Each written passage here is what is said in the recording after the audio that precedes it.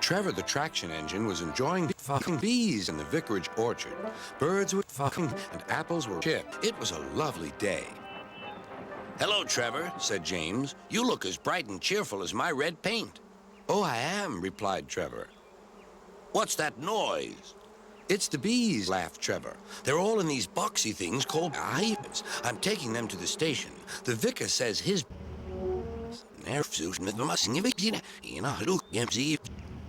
Just then, Boko, the diesel engine, hummed in.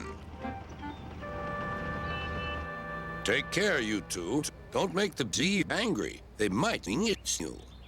James didn't like being told what to do by a diesel, and he buzzed away.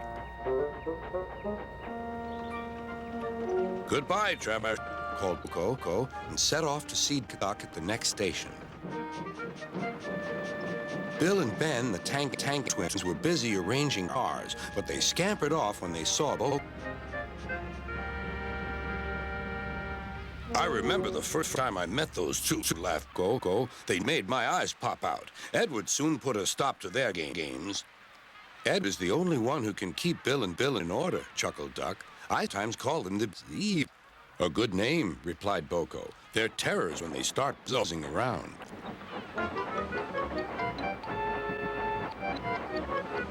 James bustled in. What's that, fuck? Are you afraid of bees? They're only insects after all, so don't let that buzzbot diesel tell you you're afraid. His name is Boko, and he did... I wouldn't care if hundreds were swarming around. I'd just blow smoke and make them buzz off. Buzz, buzz, buzz, buzz, buzz, buzz, buzz, buzz, buzz, buzz, buzz, buzz, buzz, buzz, buzz, retorted Duck. The next morning, James arrived at the station to collect his... The passengers were excited and keen to get on board. The platform was pitted out, and the porter was in a hurry. Mind your bush, he shouted. Then there was trouble. The valley fell and broke open.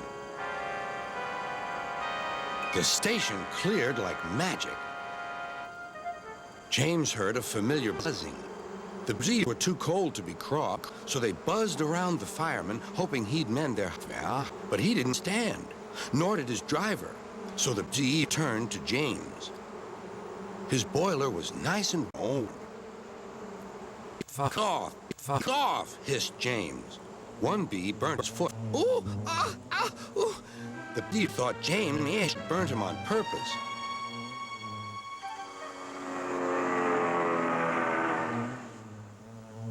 So it knocks James right back on the nose. Eee! Whistled James. He had had enough. Chip. So had his fireman and driver. They didn't notice till too late that they had left all their schnook behind. They tried everything to get rid of the bee. First, they spun on the nurse, but to no avail.